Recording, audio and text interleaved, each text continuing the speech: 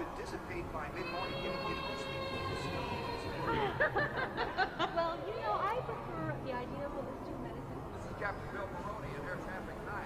There's a big bridge. I don't even feel like going in. Continue to tally on better-than-expected job reports and continuing signs of inflation.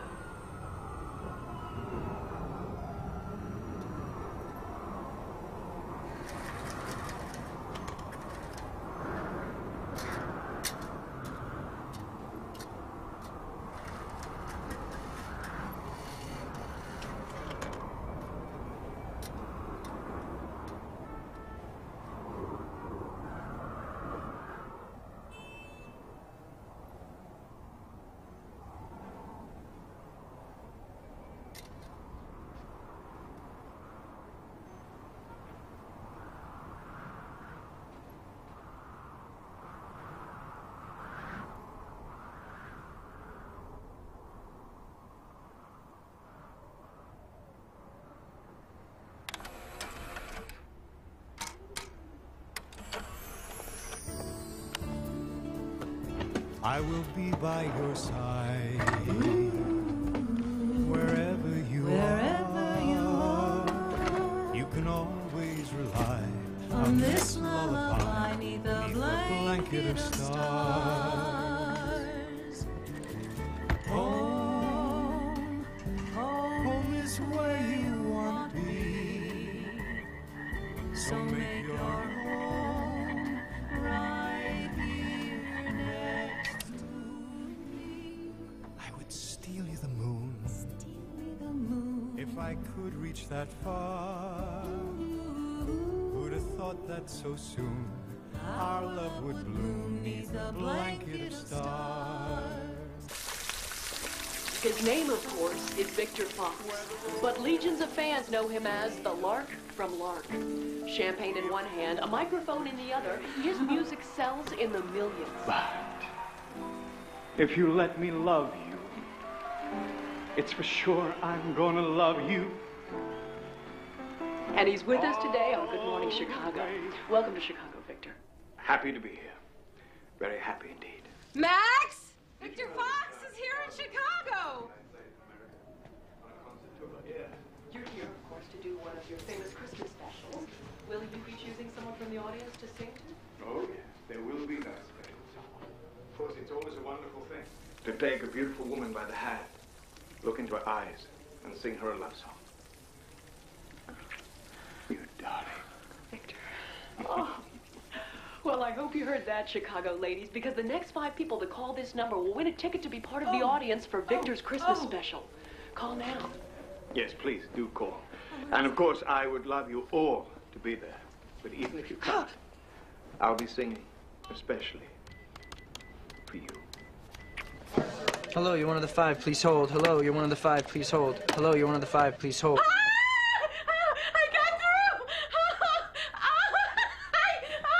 Max, I got through! We need to talk, Grace. I better sit down. I don't want to drop the phone and lose the connection. Are you okay? You look kind of pale.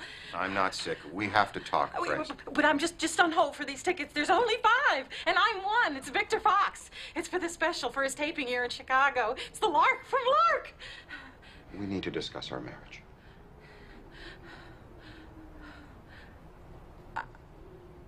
Our marriage?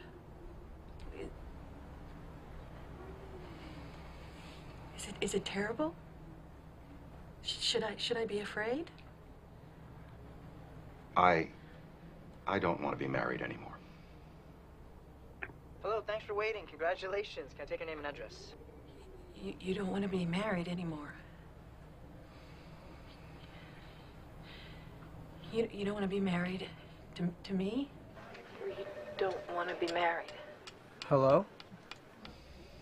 I found an apartment downtown. The name and address are here on this memo. I've also included my attorney's name and number. You should call him so that he can explain about my payments to you. I put down the name of a very good counselor. You should call her. She's expecting you to call. I've been seeing her myself for the past year. She's been very helpful.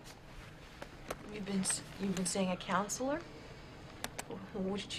Shouldn't we have been doing that together? No. To discuss our problems? You were the problem. I'm sorry. I didn't mean that. I didn't mean to say that. How was I the problem?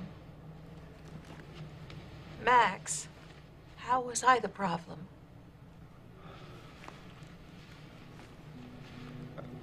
Mortality. One day I'm gonna die.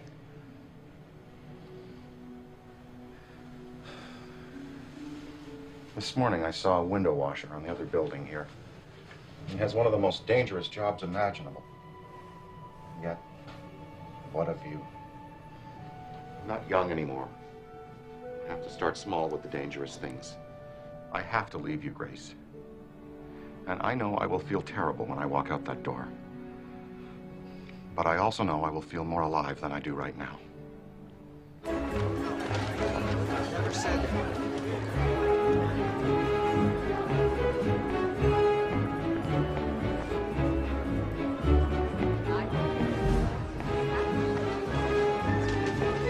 Am I late?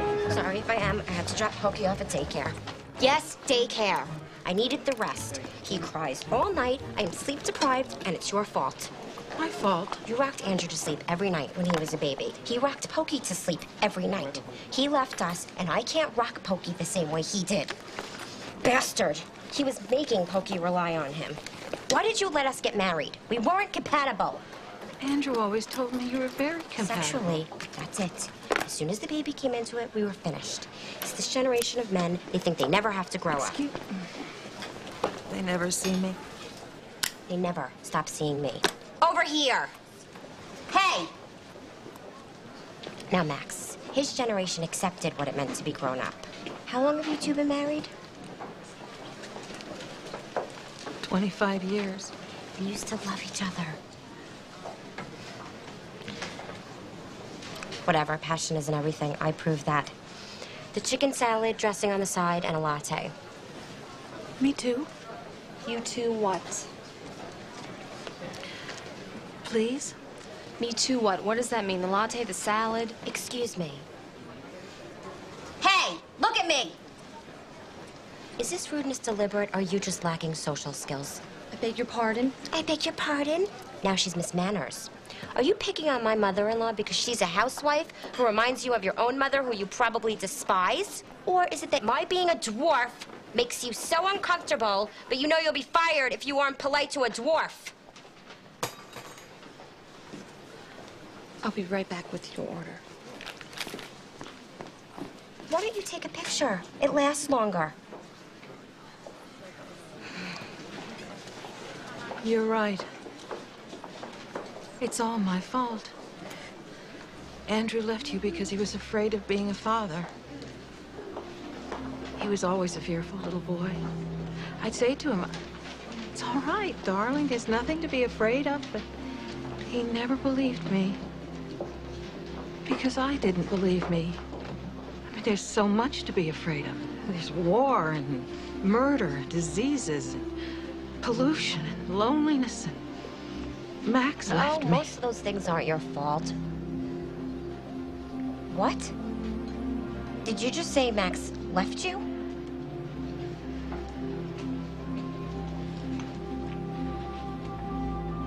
Why?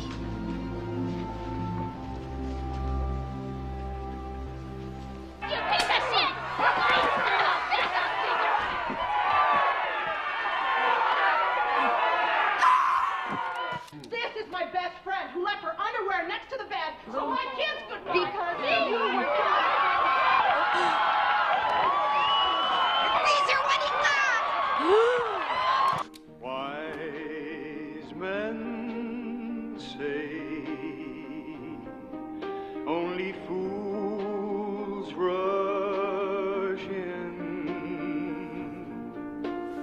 but I can't help falling in love with you. Like a river flows straight into the sea. don't be afraid. Some things are meant to be. Take my hand, take my whole life too, for I can't help falling in love with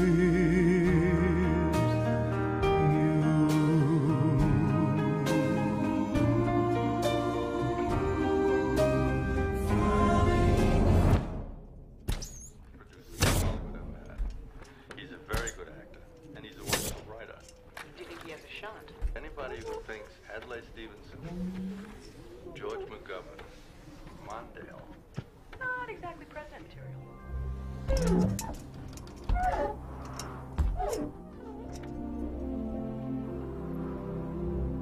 President shouldn't give up his age. He hasn't been much.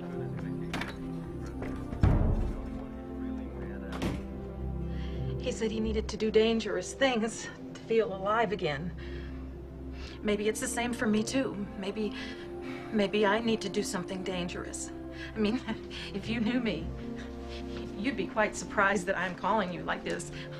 If you knew me,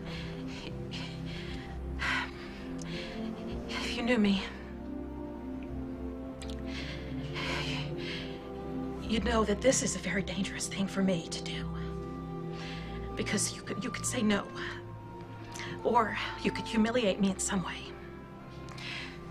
But at least I've had the courage to call. Isn't there one more ticket? Well, you see, you hung up. That disqualified you. I'm sorry. Please, you don't know how important it is for me to see Victor Fox.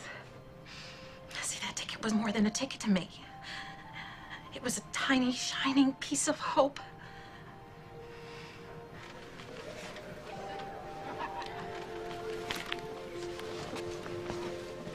Listen, I can't promise you anything, but here, give me your name and address, just in case.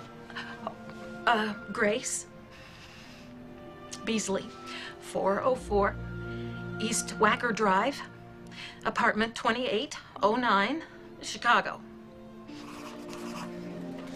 Okay, Grace. I have to hang up now. Okay.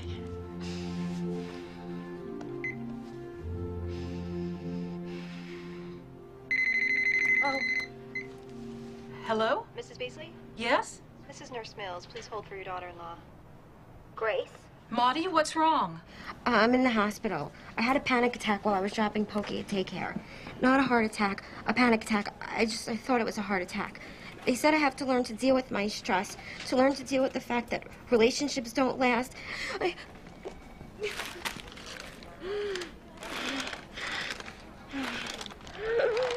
Maudie, where's Pokey? Good morning, Mrs. Beasley. Morning, Keith. So, business or pleasure? Pardon me? Today's exciting adventure. Oh, I'm going to pick up my grandson. Oh, great. Oh, Mrs. Beasley, you've heard the warning? What morning? Poor advice, really. Just don't get out of your car. What? When? Well, when you're underneath the city. Especially don't stop and talk to the homeless. Why? What have they been doing? I don't want to worry you, okay? But keep your windows rolled up, all right? All right.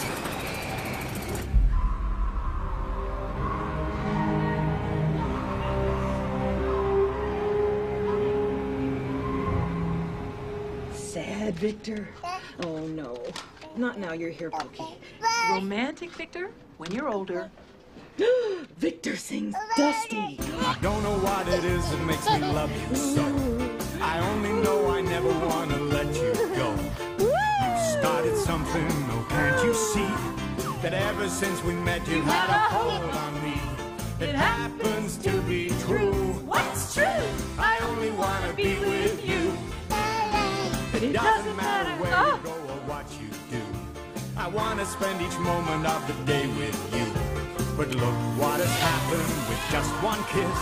I never knew that I could be in love like this.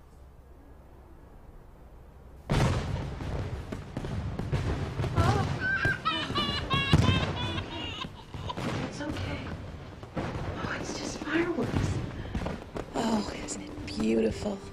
It's a sign, Pokey. They'll find an extra ticket, and Victor will sing to me, and Max will see me on television, and he'll come back to me, and your mama will feel better, and she'll come back to you. We will all be healed. It's a sign.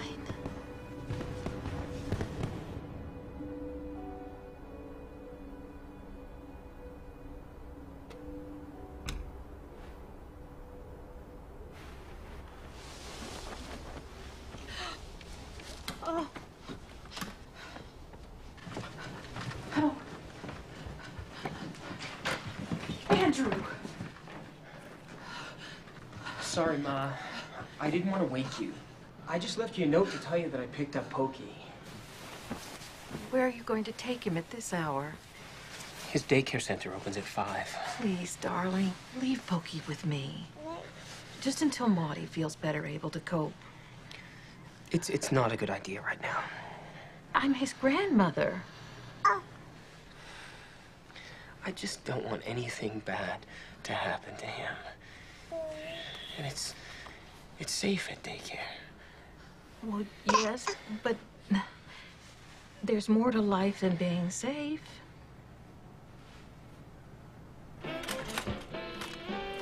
Good morning, Chicago, with Tina Dole. Welcome back. At 4 p.m. this afternoon, these 5 lucky ladies will be in the front row of the audience for the taping of the Victor Fox Christmas special. Which one will Victor choose to sing to? Ladies, was winning those tickets one of the happiest days of your life? Oh, the ticket will come. The ticket will come.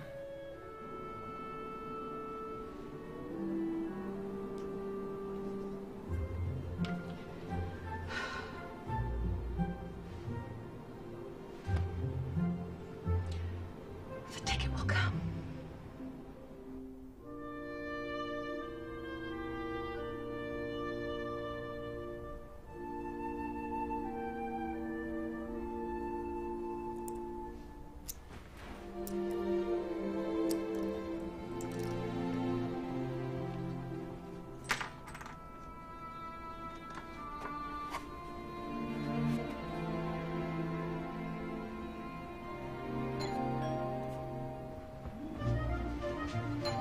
Who is it? It's Keith, Mrs. Beasley. I got a delivery for you.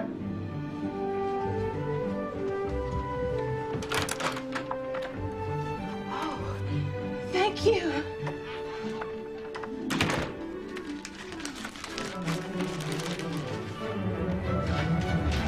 Oh, yes.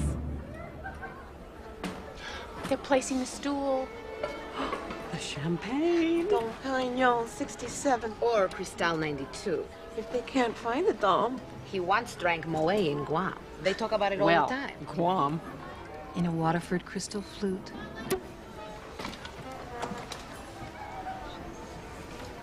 She's right.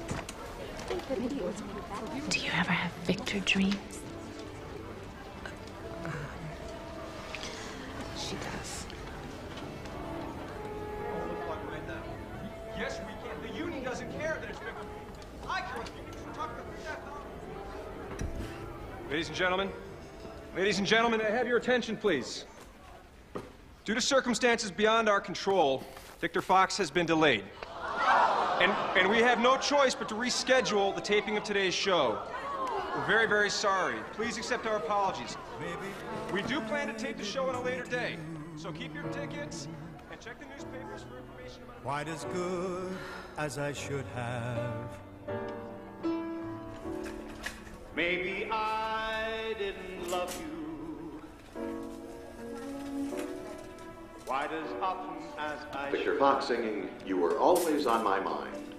Fans the world over are in shock and mourning at the discovery of his body this afternoon in the Lakeside Underpass. Repeating the news, Victor Fox was found murdered this afternoon in Chicago, allegedly the victim of the serial killer known as the Crossbow Killer. More details at 6. You were always on my mind. You were always on my mind. I need some help the eye. I hope we crash and die. Grace, don't say things like that to me. I'm supposed to think happy thoughts. I'm a good mom. I'm a good mom. I'm a good mom. What am I gonna do without him? You'll survive. Sure, you lived with him for 25 years, but you'll survive. You lived with who? Max. Not Max. Victor Fox. He was murdered by the crossbow killer. You're kidding me. Are you crazy?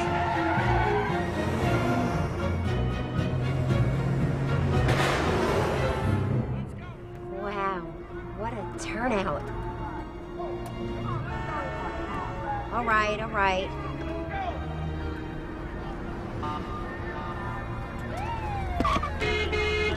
Look at these idiots. Move!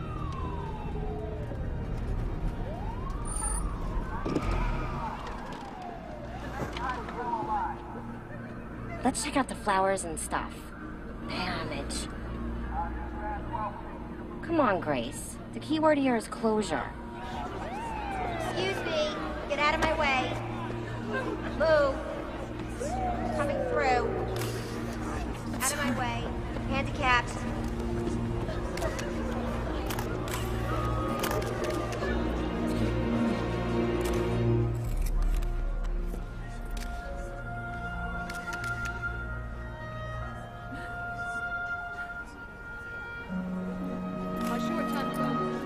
Grace.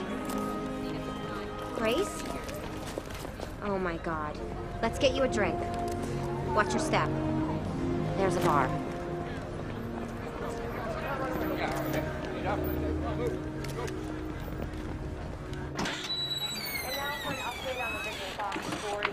Calm down. Take deep breaths. What a shithole.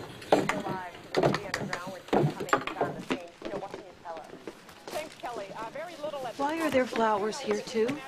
Victor was here minutes before he was murdered. I served him myself. Which table was he seated at? He was right here at the bar, dressed in a glittering suit. What was he drinking? Guinness. Then I want to sit here at the bar, where he sat, and drink what he drank. Me too. This is the mug he drank from. I'll sell it to you for $15. Come on, $15? He's probably sold 100 of them already. I want it. He's a real nice guy. He said the beer in England tastes better, something about preservatives. Then he said a life lived in fear isn't much fun. What did you say? He said a life lived in fear isn't much fun. Then he left. This ends our live coverage of the Victor Fox murder. We end with a farewell Let that tribute set a to minute. the man we knew as the Lark from Lark. Keep on turning. Let's just be glad we had some time to spend together. There's no need to watch the bridges that we're burning. Lay your head upon my pillow. People won't say it out loud, but we'll all be blamed. Chicago would be the city that killed Victor Fox. How can any of us ever be the same? The raindrops blowing soft against the window, and make believe you love me one more time. For the good times.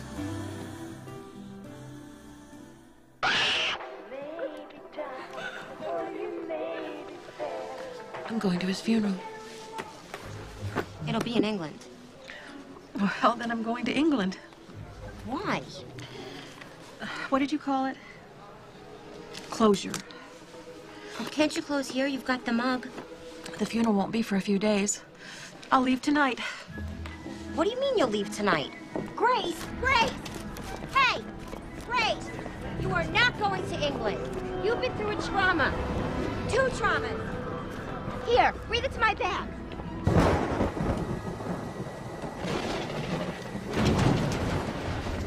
Wise men say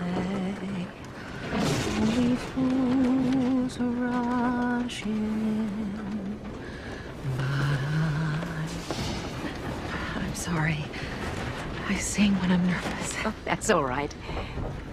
You have a lovely voice. Thank you. When I was a girl, I dreamed of becoming a singer. Isn't that silly? Oh, not at all. I had exactly the same dream. Why doesn't the captain say something? We need to be reassured. Oh, actually, I enjoy a bit of turbulence. It reminds me that I'm flying. On the other hand, enough is enough.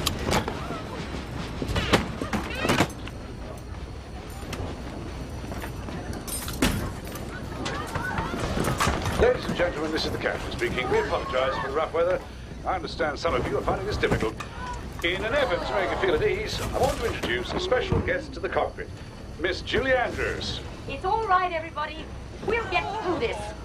Getting to know you, getting to know all about you, getting to like you, getting to hope you like me. Julie Andrews is in the cockpit. Thank God. You are precisely my cup of tea. My cup of tea. Getting to know you. That's great, everyone, but louder. Come on, darling, sing. When I'm with you, getting to know what To say. Haven't you noticed? Haven't you noticed? Suddenly I'm bright and free because of all the beautiful and new things I'm learning about you.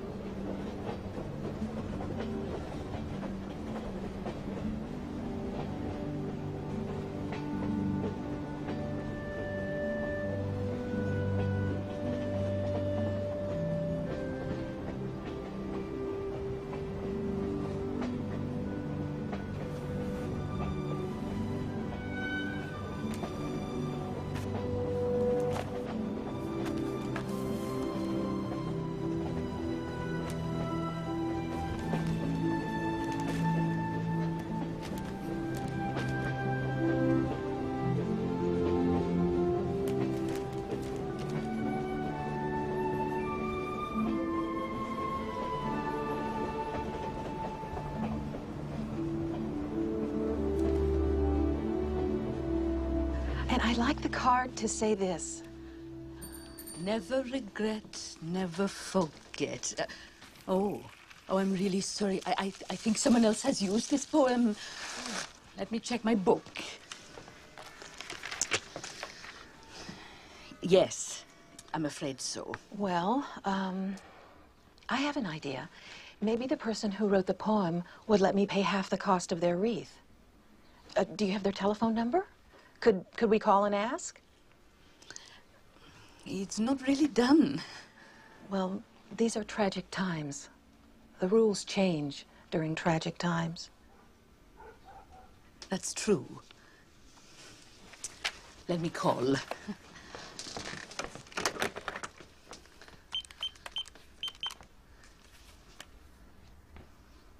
Hello? I'm calling from Lark Floral Arrangements. No problem. Yes, they accepted the credit card. No, there's a woman here who wants to pay for half your wreath. Well, I'm not sure why. May I speak to them? Oh, she wants to speak to you. Hello? Oh, an American, I might have guessed. Why can't you buy your own wreath? Well, it isn't the wreath so much as what you wrote. Did you write the obituary in the paper, too? Well, it affected me very deeply. You see, I'd forgotten about unconditional love. I'm just clear forgotten. And when I read your poem, I realized that that's what I felt for Victor Fox and for my children and my husband once. I don't know you, so this is going to sound strange, but it wasn't until I read your poem that I realized why I was here in Lark. I mean, I came on impulse, as if there was something that I had to do or to know, and I think you're part of it. It would be my honor to share my wreath with you. It would?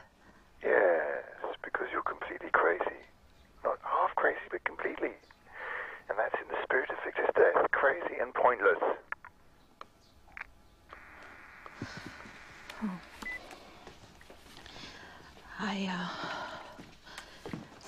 Just write, love, Grace.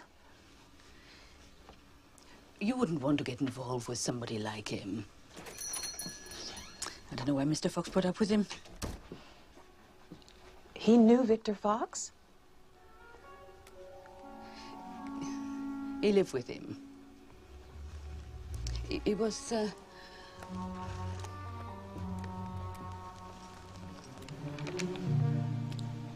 the valet.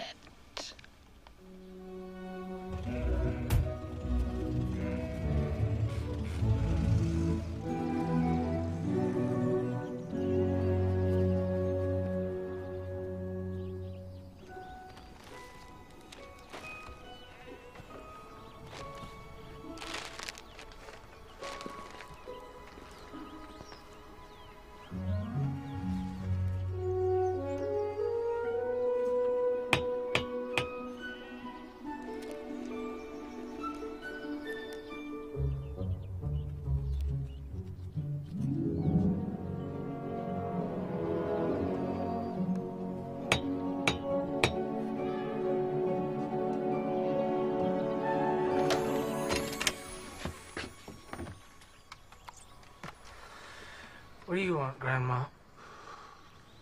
Are you DS? Who? DS? Oh, you mean Dirk. Dirk Simpson. I guess. Who are you? You his mum or something? I'm a mom.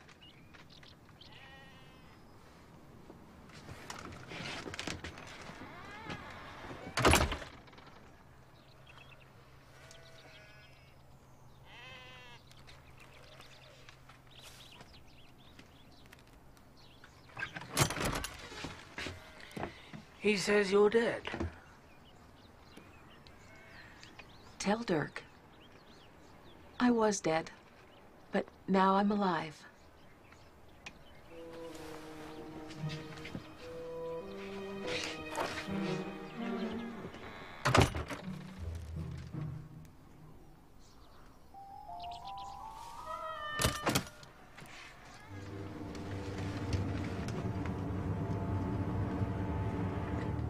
You are not my mother.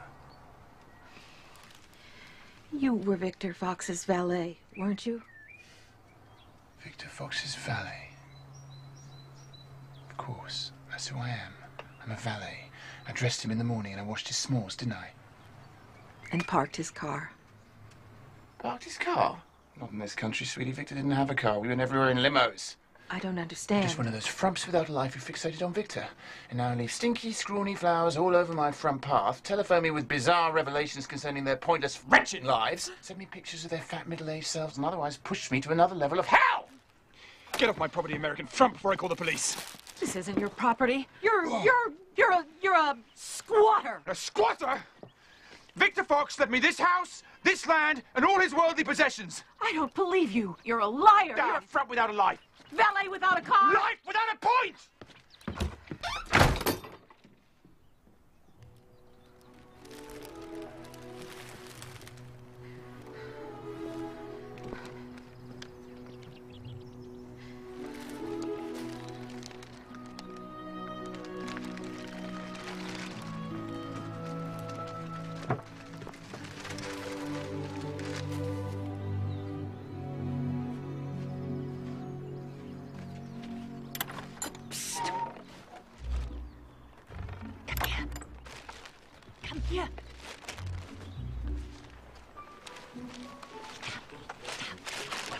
friend of Dirk's? Certainly not. I can't imagine that rude young man has any friends. Well, he has several of them, and they've all taken up residence in Victor Fox's family cottage. 3, by our estimate, like a nest of rats. Are you a friend of Victor's? I cared about him very much. Please forgive me. I'm Nola Fox Worthington, Victor's sister. Victor's sister? They're one of them. There are 3 sisters.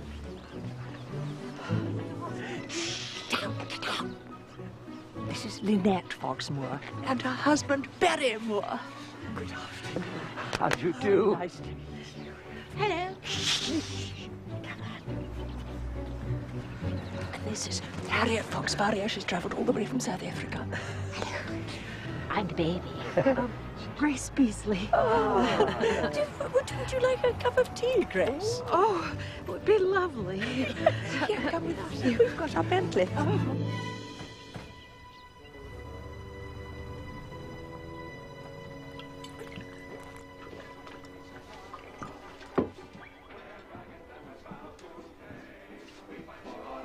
Look at this place. I let pigs live in my house! Pigs! Everything myself. Ow! Ow!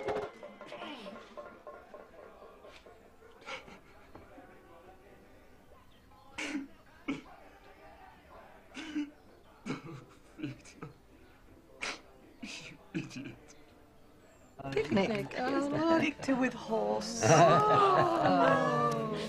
Look, Oh, padded up. He was a dear little boy. So good looking.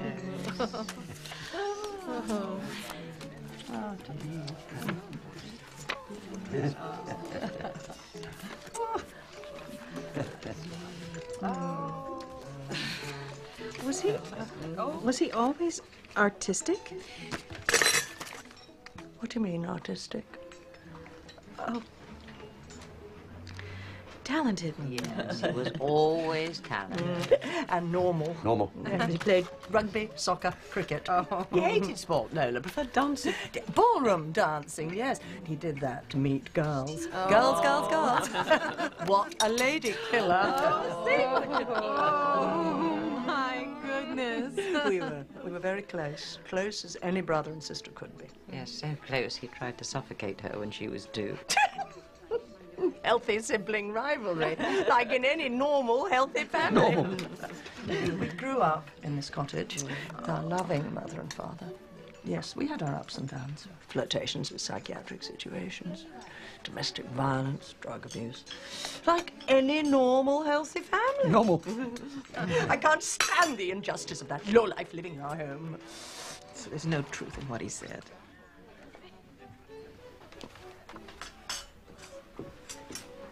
What did he say? Oh, he said that Victor left the house to him. Preposterous. There isn't even a will. Why would Victor leave a house worth £1 million to the helper? He's the worst kind of employee. How would you feel, Grace, if an employee of yours moved into your home after you died and pretended to have been involved in a perverted relationship with you? Oh, well, I don't have any employees. But if you did. What kind of perverted relationship? Don't think about it, Nola. He says that Victor and he were lovers for over 10 years. Lovers? Yes. You mean Victor was... Yes. No. No. No. No. No. No. No. No. No. No. Victor Fox, the idol of millions of women all over the world. And Nancy Boy.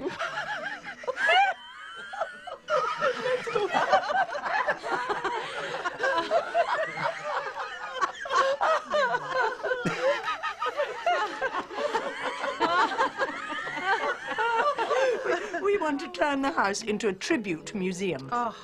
A memorial to the true Victor. The Victors. We remember him.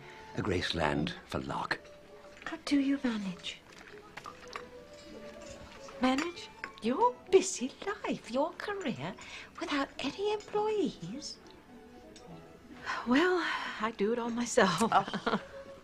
Well, What is it you do exactly? Well,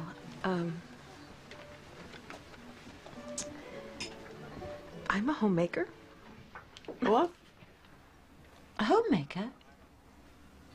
But doesn't that, I mean... You mean you're a housewife? We thought you were a record company executive. Something to do with the entertainment industry. Why would you think that? You're American. So what's your connection with Victor? Well, I never knew Victor, but I loved him all the same. Oh.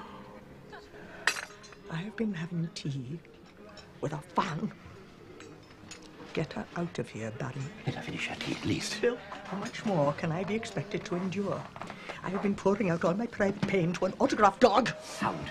And now they're playing Victor's music. How tasteless. That's not Victor. That's Tom Jones. I should know my own brother's voice when I hear it. Tom's very good, but he'll never be Victor. Are you telling me I don't know my own brother's voice? That's my brother's voice! Actually, it's Tom Jones. I put the CD on myself. You slut!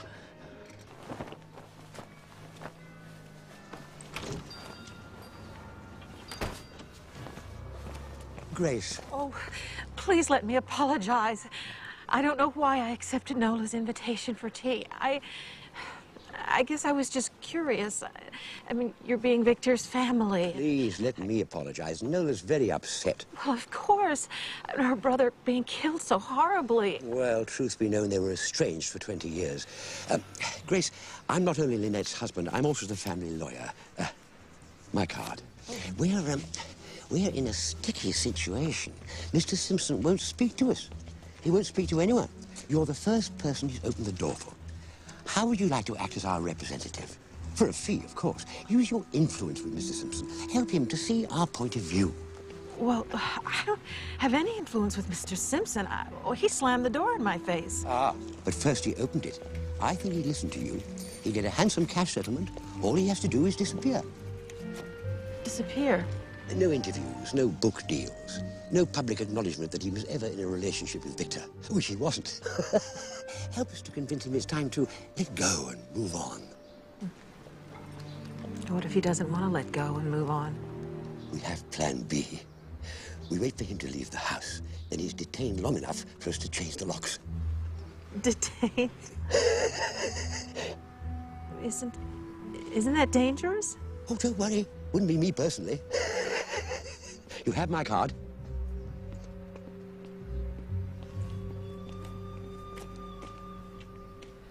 I mean this in the best possible way, Dad. I think you should put Mom away. What, the spa? For mud packs and sulfur baths? What, for taking a vacation? No, not in the spa. She's on holiday. What would you feel if we put you away? Rehabilitate her head. Hello. Hello, Max? Grace, where the hell are you? Well, I'm in England, Max. You know that. I know, but where in England? It's a big country. Well, not really, Max. Not compared to the United States. Grace, we've been having a family meeting. You're not going to get me back by spending all my money in a foreign country. Max, I need legal advice. Legal advice? Legal advice? I told you she was gonna... How have you broken the law? What have you done wrong? Well, let's say that I'm staying in the house of a dead celebrity. Did you break into Victor Fox's house? She what? Shut up, shut up! Listen! Maybe it's okay for me to be there because I was possibly having a long-term relationship with this dead celebrity. Grace, you're insane. Get to a doctor immediately. Now, the family of this dead celebrity... Are we talking here about Victor Fox's family, about Victor Fox's house, about Victor Fox? Yes. What are you doing in his house? It's not me. This is all hypothetical. Okay, let's call this person DS. Who's DS? Oh, well, he may or may not be... He may or may not be Victor Fox's homosexual lover. We've got to get a number on her. Grace? Now, if Victor died without a will, And Diaz claims the house was left to him verbally, and he was Victor's special friend. You're a stalker. Does he have a chance of keeping the house? Grace, give me a Of moment. course he gets to keep the house. Why should he be left with nothing? Victor promised him. It's not that simple if there isn't a will. Liberace. His chauffeur sued the estate and won. Yeah, but there was evidence there of a long-term, meaningful relationship. Oh, so you're saying there has to be some kind of written proof? Joint bank accounts. You know, name of phone bill. property, There's some something kind with of both of them. co-owned. Why am I even discussing this with you, Grace? I want you back. Not personally, I want you back in this country. And if you do not return immediately, you will force me to sell all of our possessions to pay your bills. I will sell the furniture.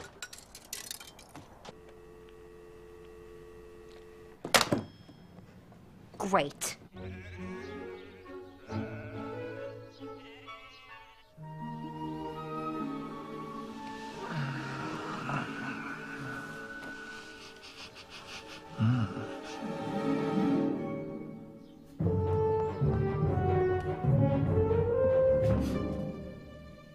Hey, Dave, get down here!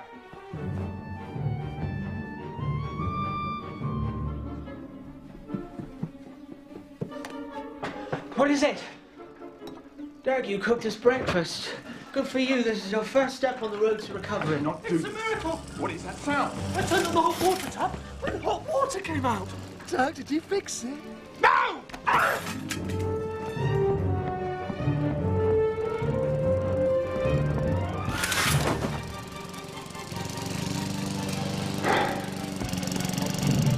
Go away! You are not my brother! Leave me alone! You don't respect! My teammate, you wrecked it on me! Calling the police. What's the rush? At least let her finish the front lawn. Maybe we should invite her in. She might make us waffles. She stopped.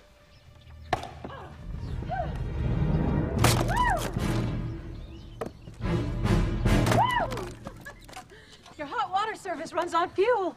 It's just like the one in my parents' home, only you have to keep putting the fuel in. Didn't you know that? I'd like to pay you For what? for the work you've done and to go away. I don't want to go away.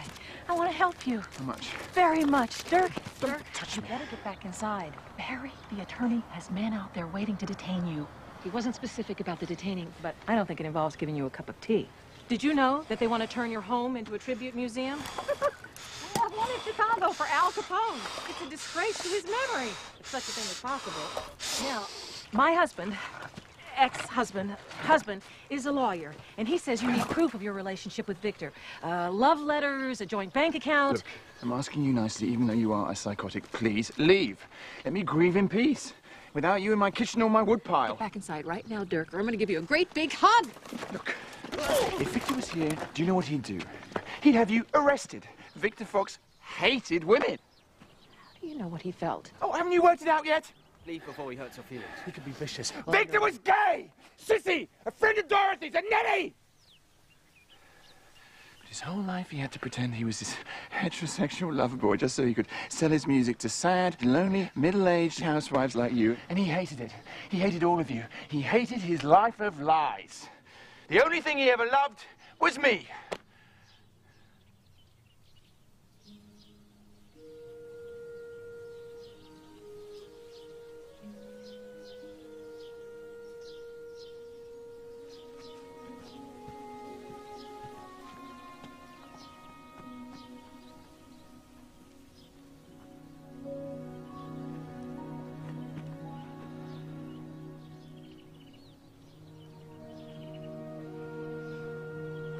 You make great pancakes.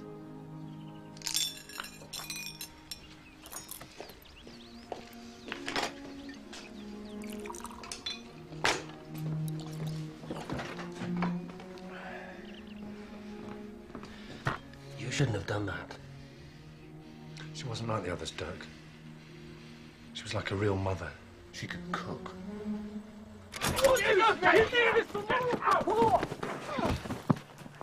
How will you get through the funeral without us? I'm not going to the funeral. But you have to go to the funeral. How can we prove you had a relationship if you don't go to the funeral? You have to make a scene. Throw yourself onto the coffin. Dirk? Dirk! You'll end up with nothing! No house! No money! existed! You're a loser, Dirk! Nothing!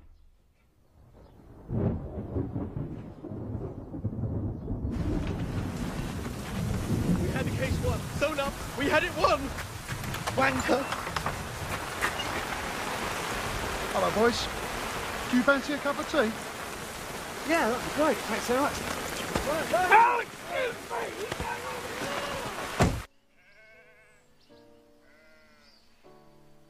Maybe I didn't treat you quite as good as I should have. Maybe I didn't love you quite as often as I should have. Little things I should have said and done, I just never took the time. You were always on my mind. You were always on my mind.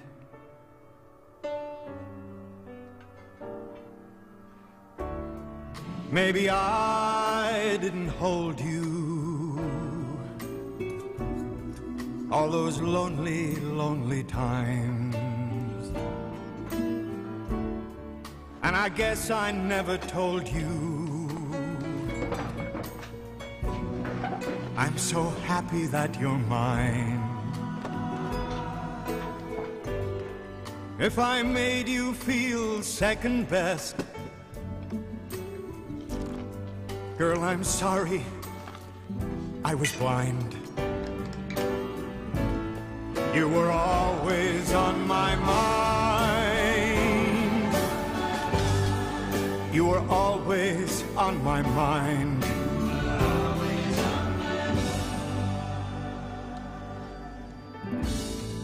You were always on my mind.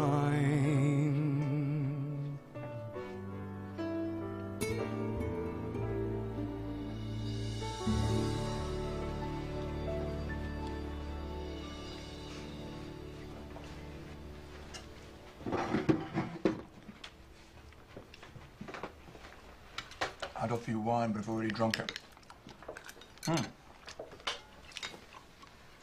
Cough mixture? No. Cherry flavour. No, thank you. What's your name? Grace Beasley? From Chicago. Yes. Sorry.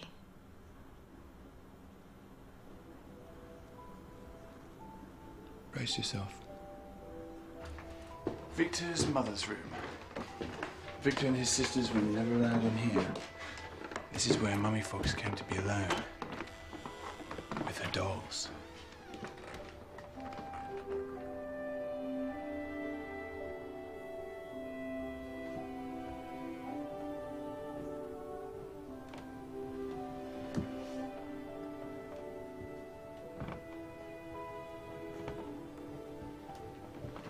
Mummy's wardrobe. Now, in here is Mummy's pink chiffon robe and fake diamond tiara. Victor used to sneak in here when Mummy was out, dress up in her clothes and play with her dolls. Told her he was gay when he was 16.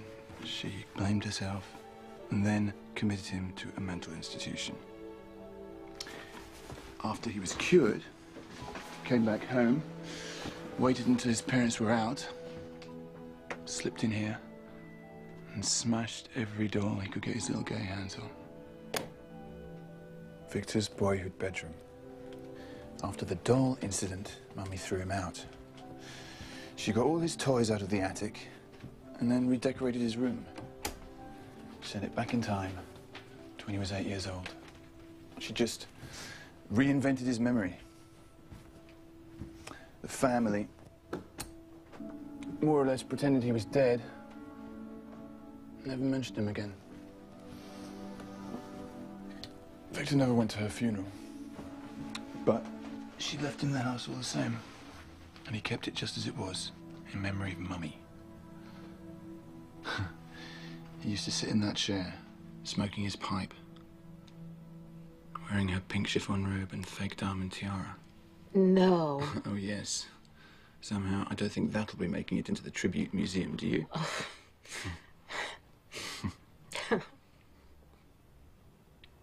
People say I was a loser. But really, it was Victor. He was going to come out on an American talk show. Imagine, 55 years old, and he suddenly gets the courage to tell the world who he really is. And he's shot through the heart with a crossbow. That's no justice.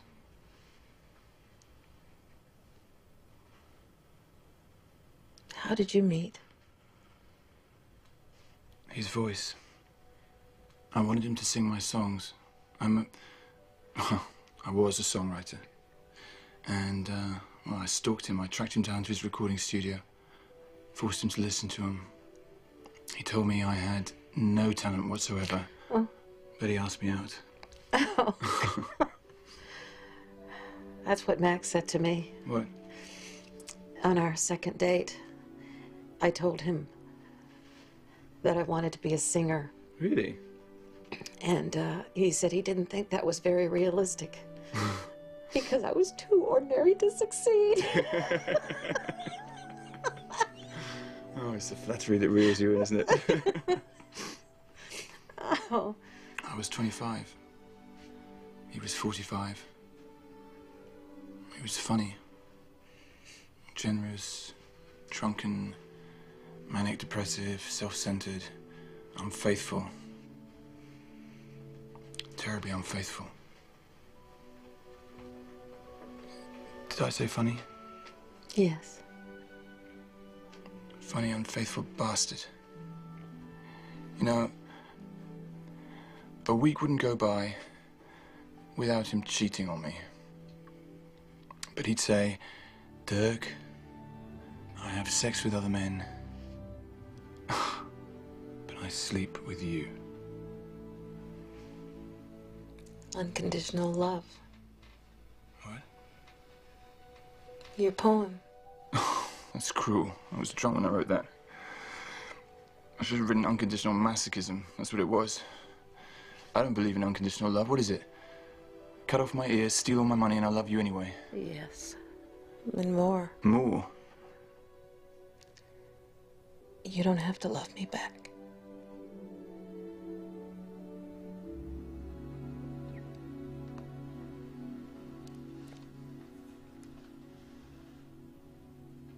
God, what I wouldn't give to get out of here and have a drink.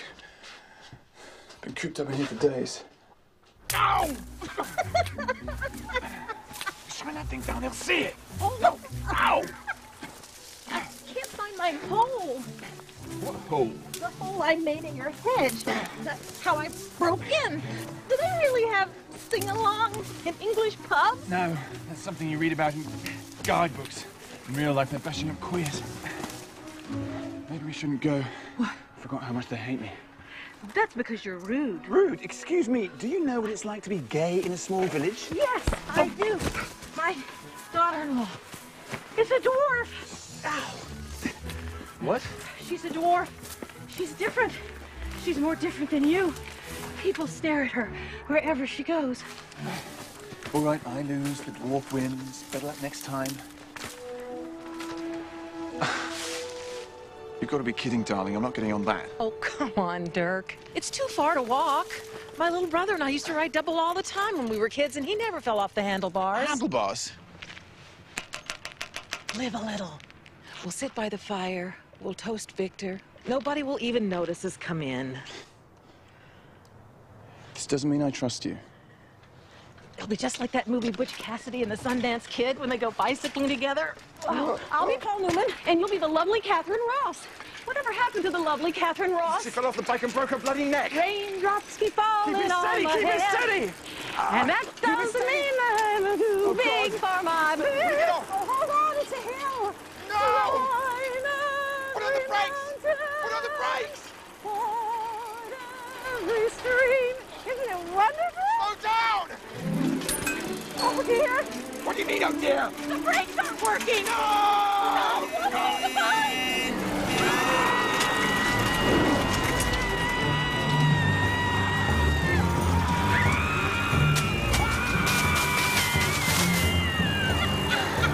Now she's laughing! We're gonna die, the mad bitch is laughing! One who loves nobody else but you. Oh, listen! They are singing!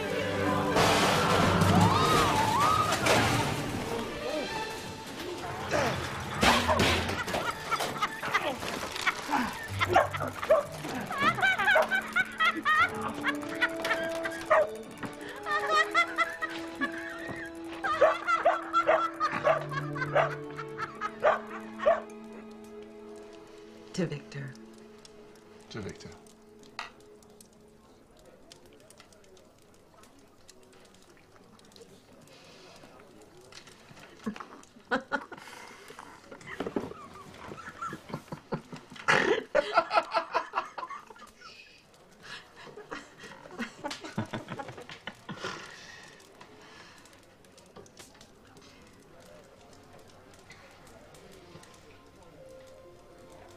You're not normally like this, are you?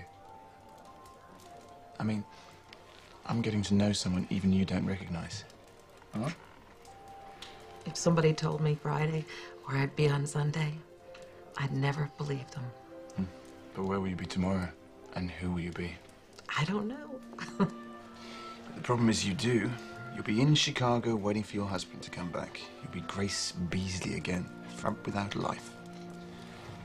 Grace, either this little adventure of yours means something, or it's just another story we'll tell in the old people's home. Does it mean something, Grace? Does it? I don't know what it means. Well, I do.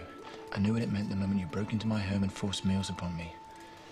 You're intending to matter, Grace. You're returning to life, only this isn't enough. One trip to England never brought anyone back to life. This is only the beginning. I want us to go to Chicago, hunt down the crossbow killer, and bring him to justice. There's more. The ugly sisters, I want justice there too. I want them to suffer. Vengeance. Anyway, it's all your fault. My fault? You inspired me, Grace, with your bravery. You refused to let everyone's rejection of you define what you could probably become if you had a bit more courage.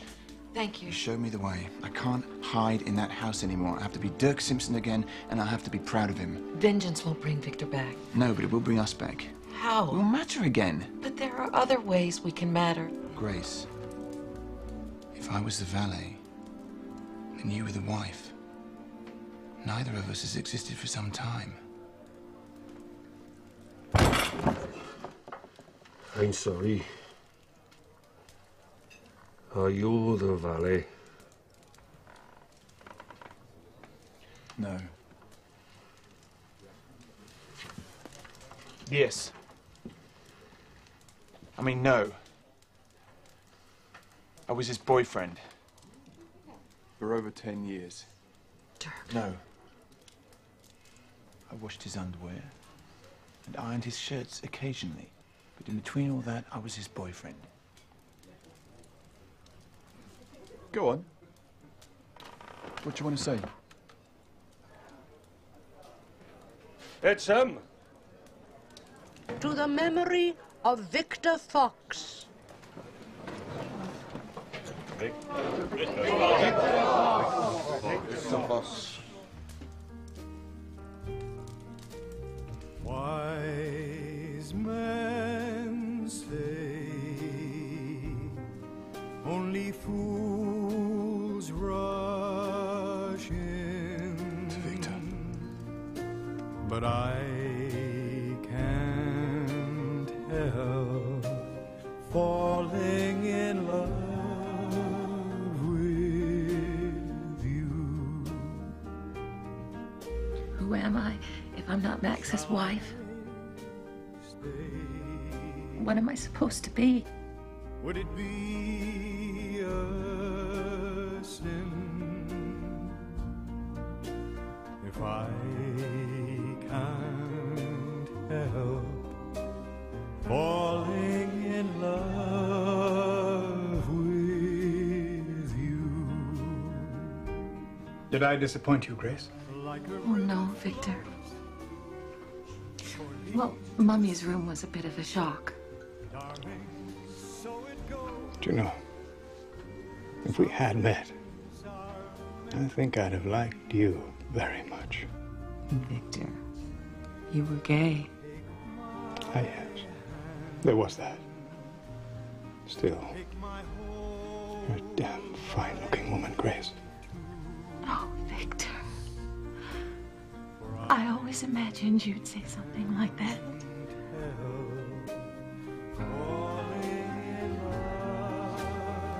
Not even a smile, Doug. Can't. Too angry with you. What are you doing down there into the city anyhow? You know why I was there. I was looking for someone to help me through the night. Found yourself a maniac in your fucking glittering suit. They didn't choose me for my suit. I'm scared without you, Victor. Even though you were a shit. Doug, I had sex with other men. I slept with you. Falling in love with you. No, I can't help falling in love with you.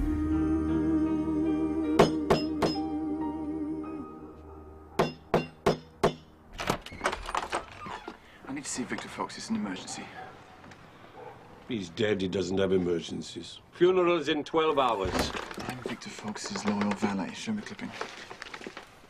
See what it says? Victor Fox's loyal valet. That's me. I'm here to see that he's dressed appropriately.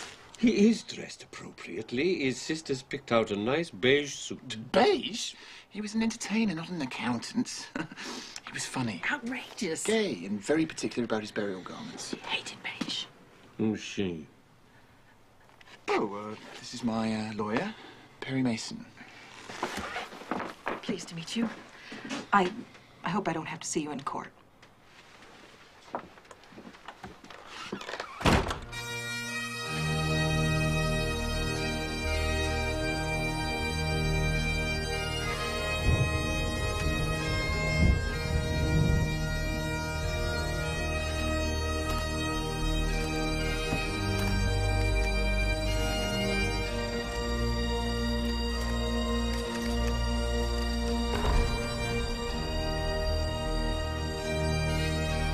Welcome to Chicago O'Hare International Airport.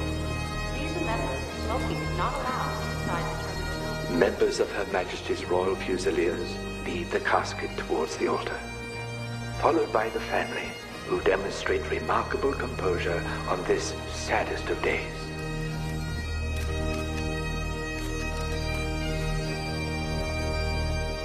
Thank you so much for coming. Victor loved you since he was a little boy. Me too. Oh, I'm so very sorry. My deepest condolences.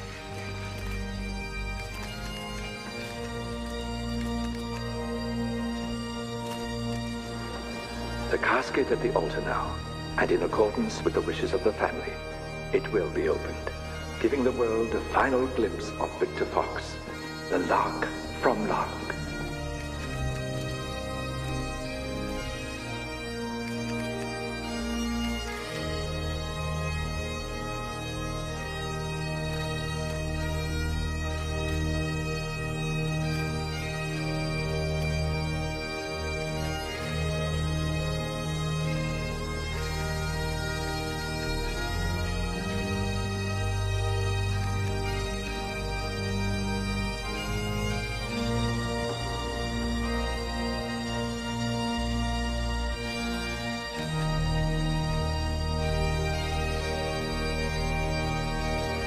The Fox sisters seem overcome with grief.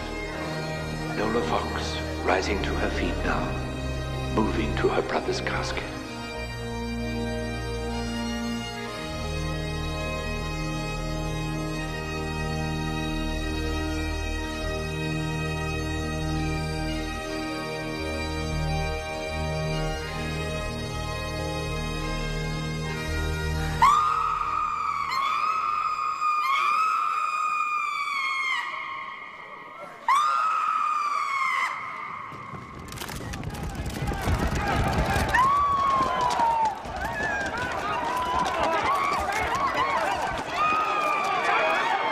is outrageous. Getting to know you, getting to feel free and easy. You pervert! When I am with you, getting to know what to say. The Inquirer. Oh, bugger off. Haven't you noticed? Suddenly I'm bright and breezy. Because of all the beautiful and new things I'm learning about you day by day.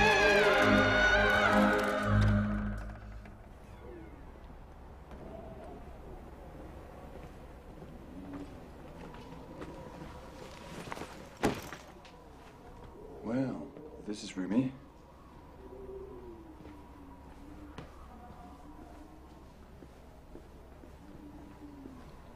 Where was Victor killed? Can you see from here? No. It's under the city. We should sleep tonight and start tomorrow.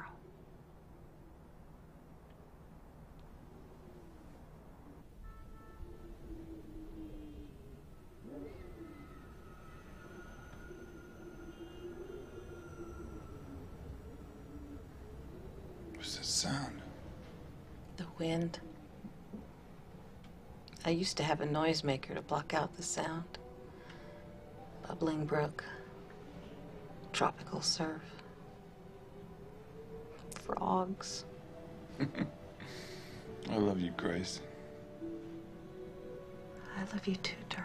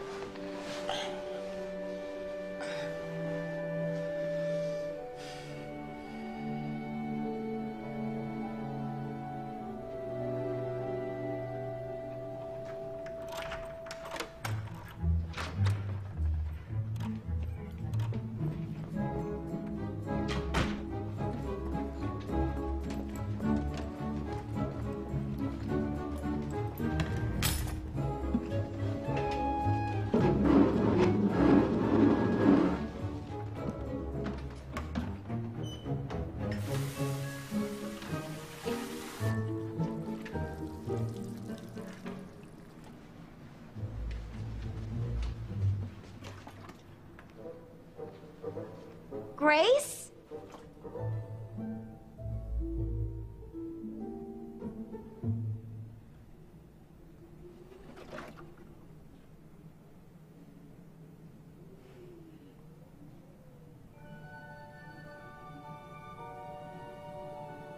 It's the strangest dream. I was sleeping with my mother. I've been watched by a dwarf. Maudie.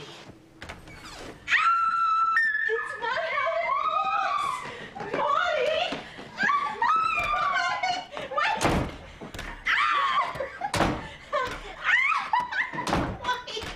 Grace has got a boyfriend. He's not my boyfriend. Is he a stud? A hustler? Can I try him? Ooh, look at him. He's gorgeous. And all I was expecting you to bring back from England was a picture of Big Ben. Maudie, Dirk is gay. What? He's gay. This gets better and better. Welcome to Chicago, Dirk, you naughty, confused boy. Maudie, we need your advice. Follow your heart. Don't let other people's definition of normal cramp your love life. Love a young, gay, tall British man if that's what you want. No, we need a gun. A gun? Why? Well, Dirk was Victor Fox's longtime companion. And, we've decided to hunt down the crossbow killer and bring him to justice. I thought it best to tell it to you straight. You've changed, Grace. We need it by tonight. Something small that would fit in my purse. You mean something like this? Oh, my God! Where did you get that? Does Andrew know you have that? Oh, get real, Grace. You know how paranoid he is. He gave it to me after Pokey was born, along with diapers. Can I see it? Have either of you ever fired a gun before?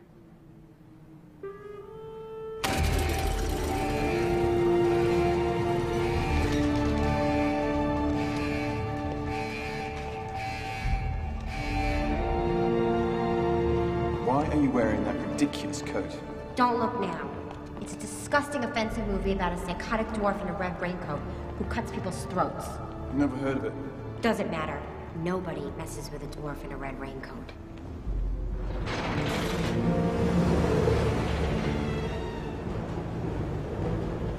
What time is it? It's 3:30. We should stop for a while. Coffee? Grace. I smell coffee. Would you like some?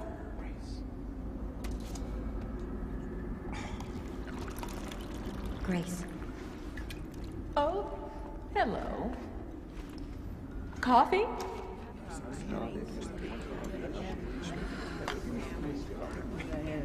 Come here often. Ham and cheese? Everyone! Everyone! Can I ask you fine people a question? Do any of you know the whereabouts or the identity of the crossbow killer? That bastard! That bastard! That bastard! That bastard! Bastard! That bastard! That bastard! That why you bring him up? That bastard killed Bill! And killed Alice. Sweet old Alice, singing all the time. Singing all the time. That wasn't Alice who sang. It was Bill. It was Alice. It was Bill. It was Alice. Maybe they both sang. You don't know. We're gonna catch the crossbow killer. He comes quietly, or we blow him away.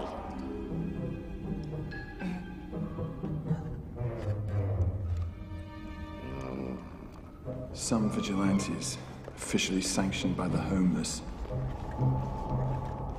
I saw something. What is that? It's the cops. Oh my God. Dirk, kiss Grace passionately. What? I have a gun in my jacket. We're vigilantes. He'll think you're lovers. Kiss her. No. Then kiss me. I'm not kissing anyone.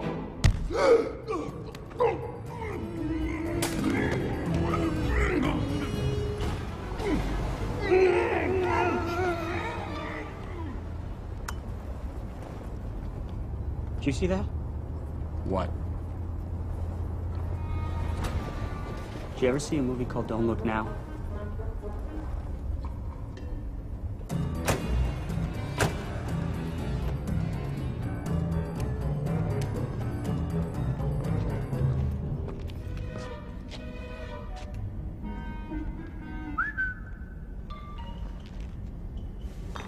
What are you doing down here? I was necking with my boyfriend. Good evening, officers. You this young lady's boyfriend?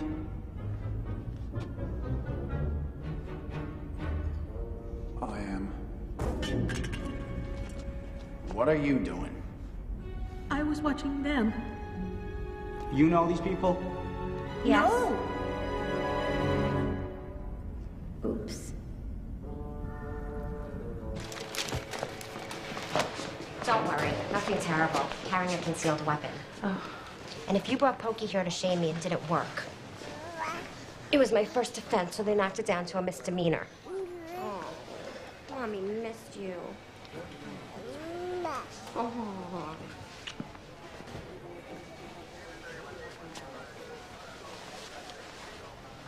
What are you doing?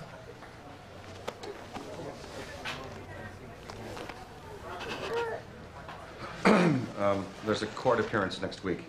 There'll be a significant fine to pay. They didn't charge you, Grace, or... Dirk.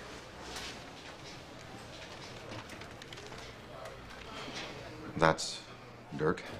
Mm-hmm. Thank you for coming, Max. Oh, no. We need to talk, Grace. You sold our furniture. No. I was angry. It's really back in my place.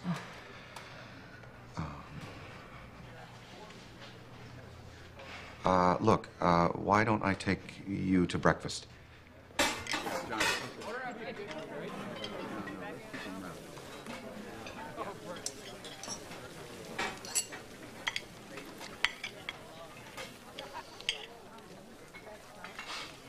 You're not dull anymore, Grace. I was the one who wanted to do dangerous things. Look at you in the last 2 weeks. You've been to England, tracked a serial killer, been arrested, made new friends. All I've done is changed apartments. Haven't even managed to unpack my things. I don't want a divorce. Dirk, Grace is my wife, and I am going to fight you for her.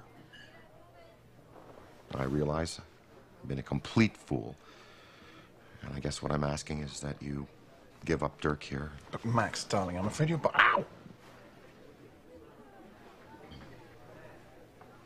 Yeah, but then again, Max, look here. Max, Grace is my woman now. Grace, I know he's young and handsome. Oh, thanks. But we've put in a lot of years together, kid. And when you got two people like us, with all the good stuff behind us and good stuff that could be, it just doesn't make sense to discard it, right? I mean, it... First time we met, how cold it was. And you lent me your scarf. And then that silly little apartment in Milwaukee, my first job. How far would I travel to be where you are? What is the distance from here to a star? And if I ever lost you, how much would I cry? How deep is the ocean?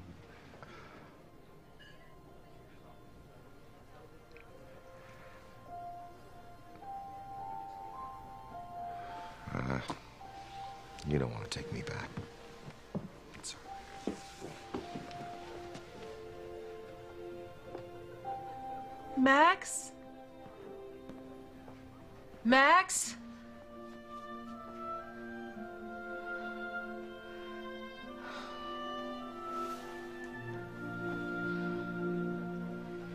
He needs me. He fought for me. Nobody's ever fought for me.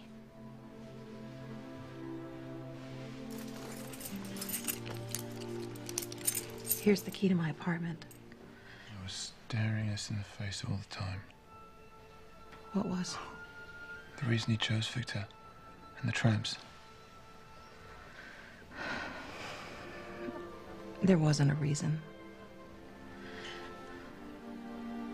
I want you to stay as long as you like.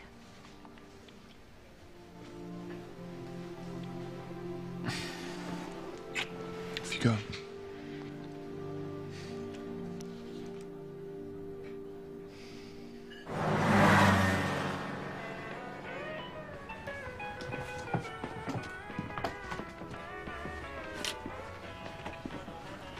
I'm British and I need a gun. Oh. It's nice, Max. Wait. It doesn't feel like home. Do you know what I'd like to do? What's that? I'd like to sing. Why don't you? You mean it? I missed your singing. It always drove me crazy, but when I wasn't there, I really missed it. Oh, no, I don't mean around the house. I mean, sing to people. You mean in public? Yeah, I'd be scared, but yeah. In a bar. You want to be a lounge singer? Well, at first, and then, well, who knows? I mean, anything's possible. Well, I agree that anything's possible, but it's not very realistic, is it? I mean, shouldn't you have explored this line of work earlier, when you were younger, so that you might have had the opportunity and the time to fail. But what about dangerous things, Max? Oh, I think we've done our dangerous things. I mean, I've had enough danger to last a lifetime. So, you want it the way it was? No. Similar, but different.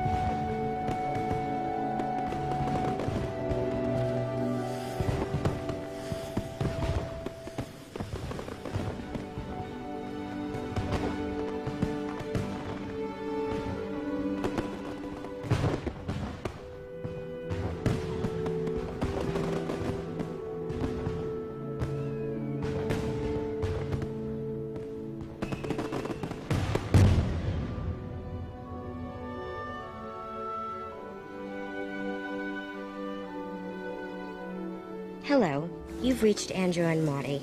That's right, we're back together. So for those of you who doubted that this was a marriage made in heaven, fuck you. Not too bitter. Hello, I'm a goddess. He got down on his knees and begged me. Hello? Maudie? Grace? Why do you think the crossbow killer chose Victor? Grace, remember closure? Well, we closed. But Dirk said there was a reason. He said it was staring us in the face. The reason is he met a psycho. It could have been anyone. But it wasn't anyone, it was Victor Fox. And two tramps. We got what we wanted, Grace.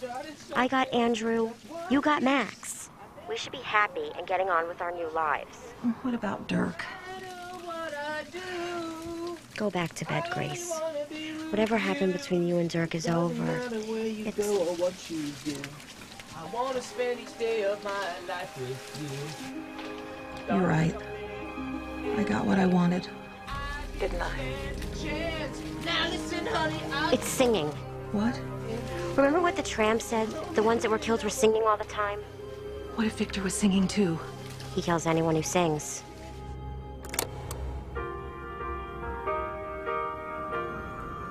Why do birds suddenly appear every time you are near? Just like me, they long to be close to you.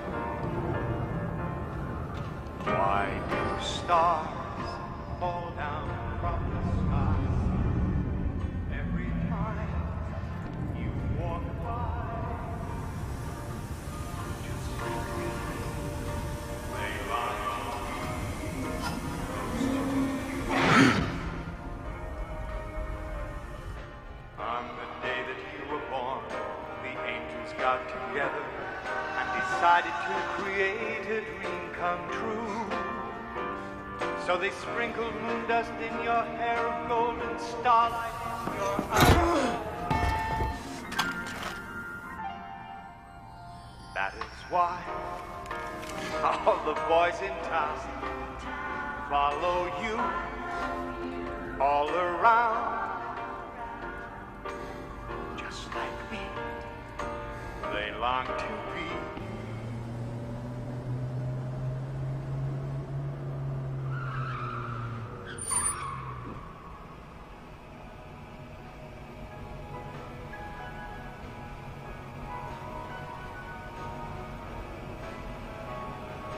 On the day that you were born, the angels got together and decided to create a dream come true.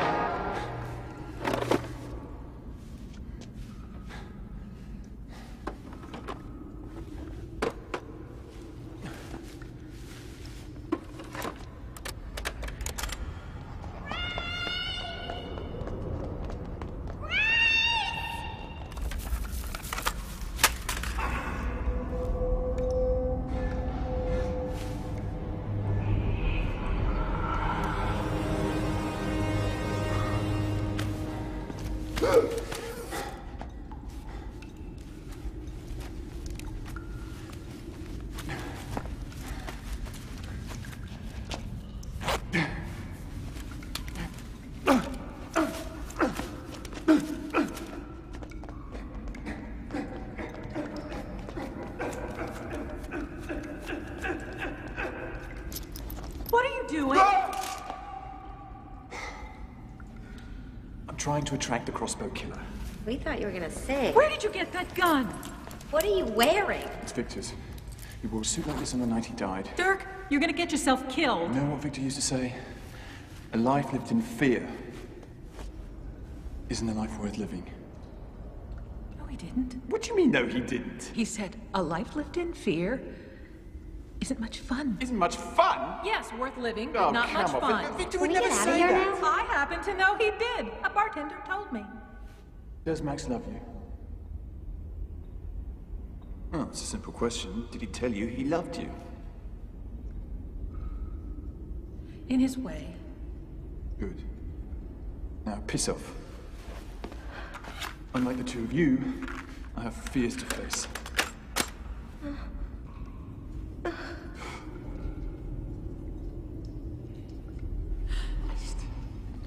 Dirk, you did it. Now what? I don't know, I didn't think it would work. Don't move. As far as I know, I can only shoot one of us at a time. Which one? You're the one in the glitter suit. Stay together.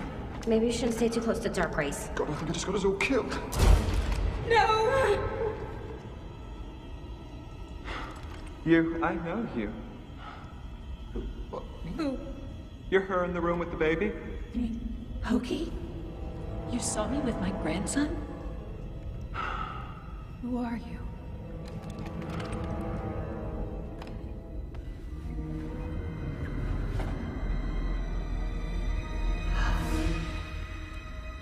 I do know you.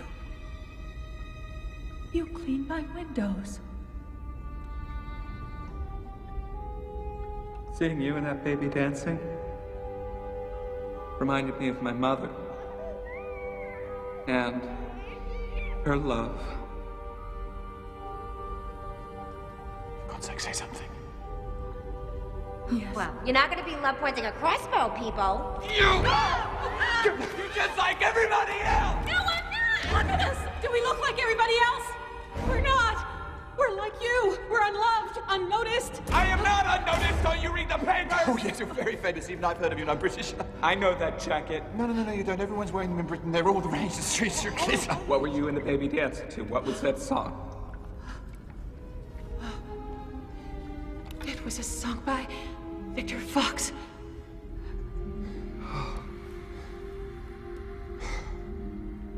I didn't mean to hurt him. My mother had a lot of his records. But he was walking alone and he was singing it. When they sing, it makes me think of my mother and I get sad. I have to make them stop.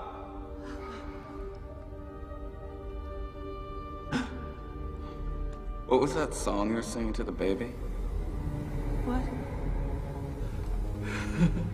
Was it? Was it I Can't Smile Without You? My mother used to sing that to me when I was little. Yes, it was. Yes, it was. Yes, it was.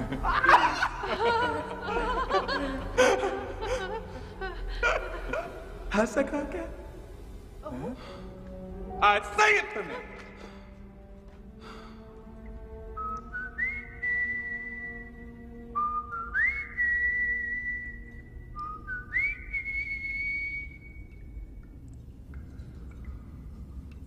You know I can't smile without you.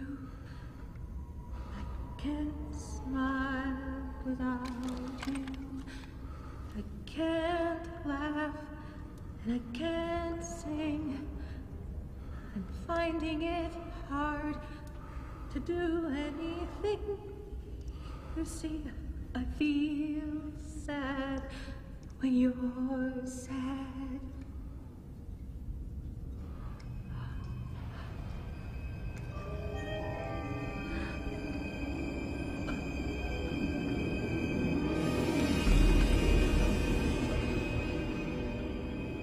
Feel glad when you're glad. If you only knew what I'm going through, I just can't smile without you. You came along just like a song and brightened my day. Who'd have believed that you were part of a dream? Now it all seems light years away. Now you know I can't smile without you. I can't smile without you. I can't laugh. I can't sing. I'm finding it hard to do anything. You see, I feel sad when you're sad. I feel glad when you're glad. If you only knew what I'm going through, I just can't smile without you.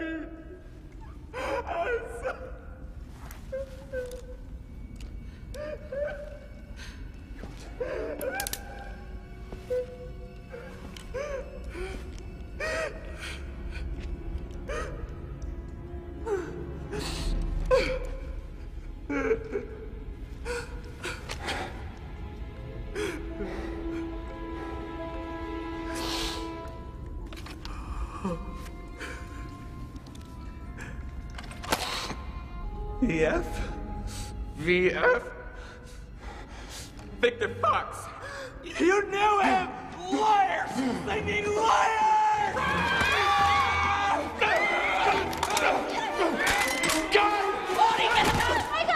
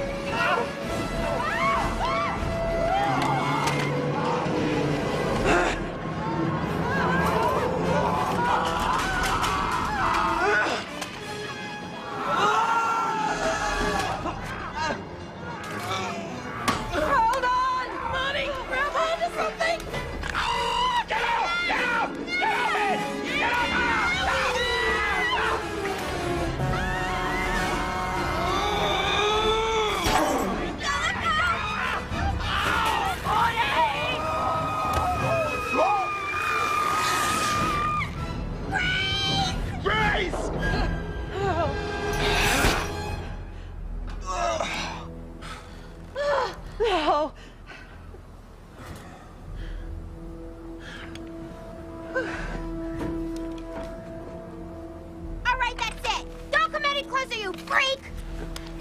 I'm calling the police. I can get a signal up here. You're gonna wish you never met me. You're in big trouble now. Please. You piece of shit! Ah.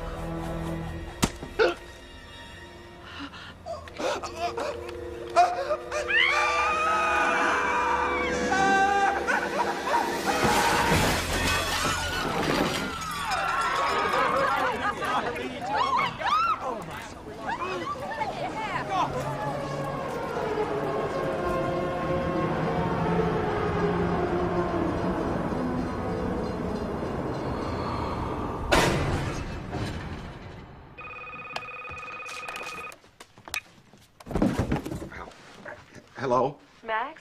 Grace, where are you? I'm with Dirk. Dirk? He's in emergency. I can't talk long. Well, which hospital? I'm on my way. No. Max, we need to discuss our marriage.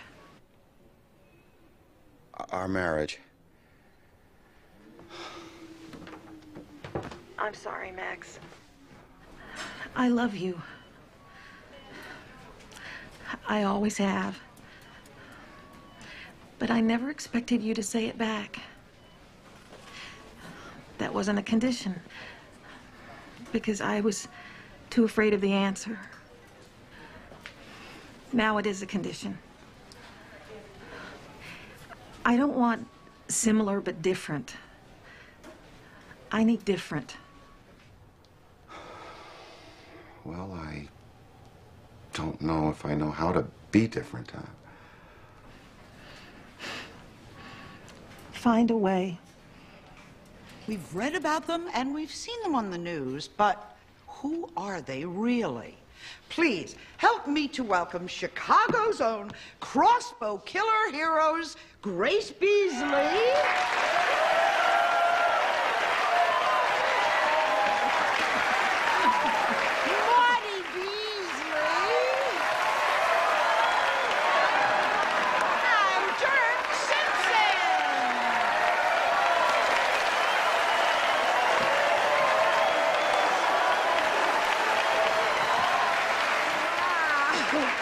Is that the way it felt these last few weeks? Woo, wow.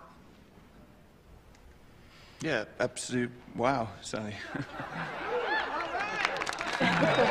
Maudie, facing death completely unarmed, you take out the crossbow killer with a mobile phone. That must have been a David and Goliath moment for you.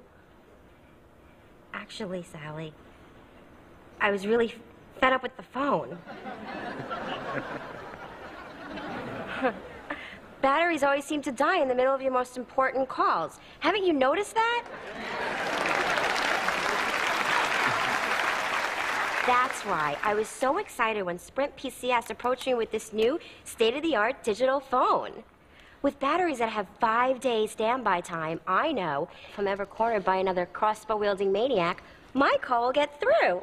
Dirk, you've lost the love of your life, and then you avenged his death. You are one macho, take-charge kind of guy.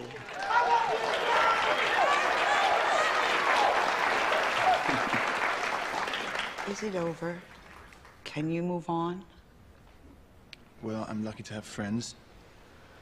And actually, the Fox sisters have been incredibly supportive since Victor died. That's why I invited them here tonight. Nola, Harriet, Lynette, please stand up so that we can see you. The loving sisters of Victor Fox.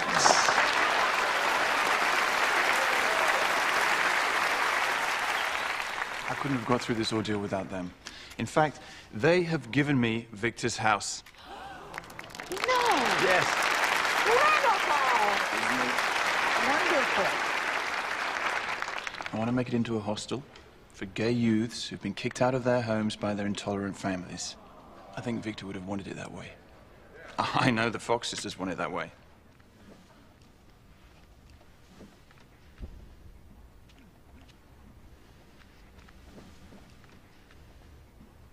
We love gay youth.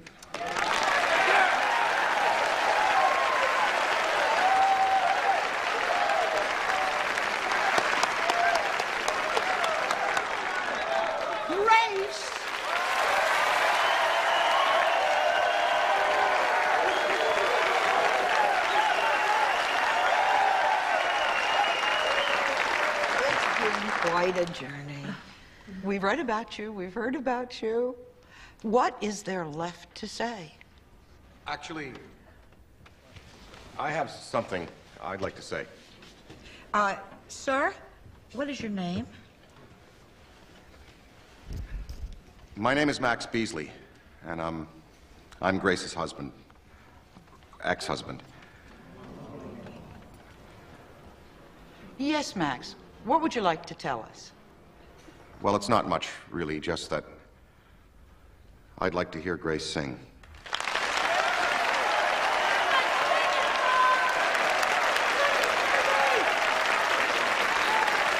Thank you, Max. I think we have a surprise for you, Grace. Ladies and gentlemen, Mr. Barry Manilow!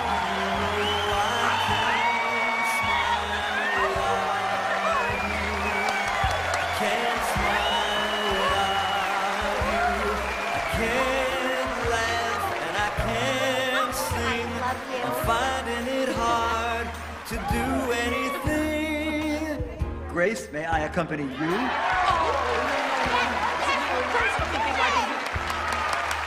Ladies and gentlemen, Grace Beasley, Amazing Grace. You see, I feel sad when you're sad. Oh, I feel glad when you're glad.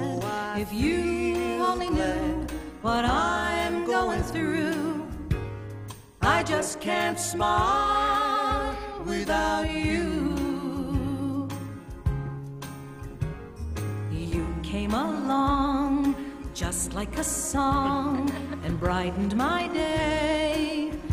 Who'd have believed that you were part of a dream? Now it all seems like years away. Now you know I can't smile without you. I can't smile without you. I can't laugh, I can't sing. I'm finding it hard to do anything. Now some people say happiness takes so very long to find. Well, I'm finding it hard, leaving your love behind me. Everybody, you see, I can't smile without you. I can't smile without you. I can't laugh and I can't sing. I'm finding it hard to do anything. You see, I feel sad when you're sad. I feel glad when you're glad.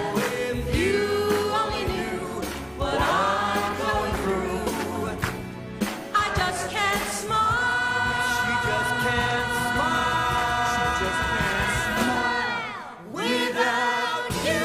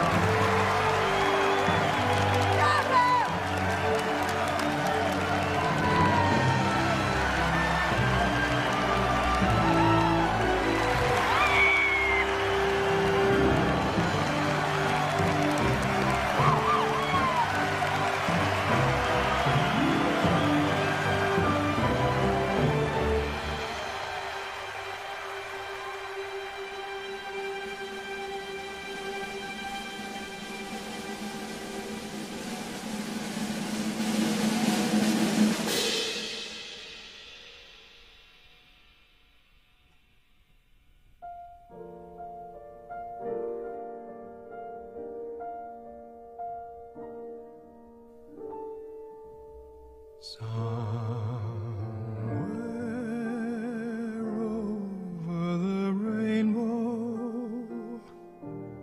way up high,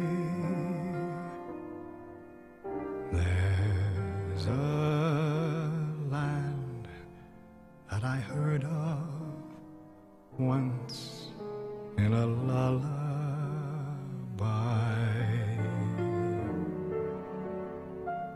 Somewhere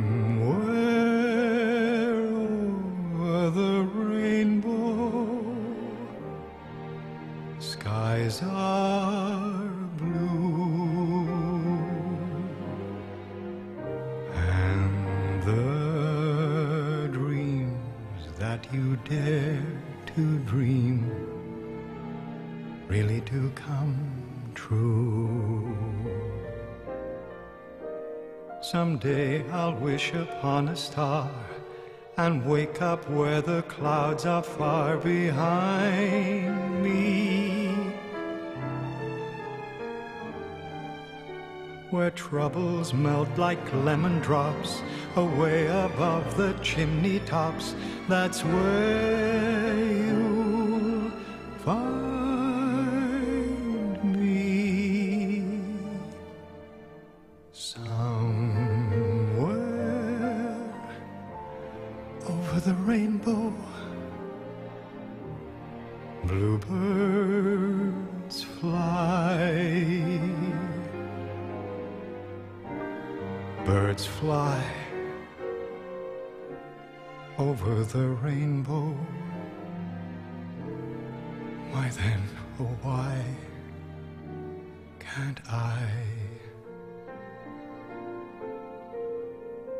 If happy little bluebirds fly beyond the rainbow, why, oh why can't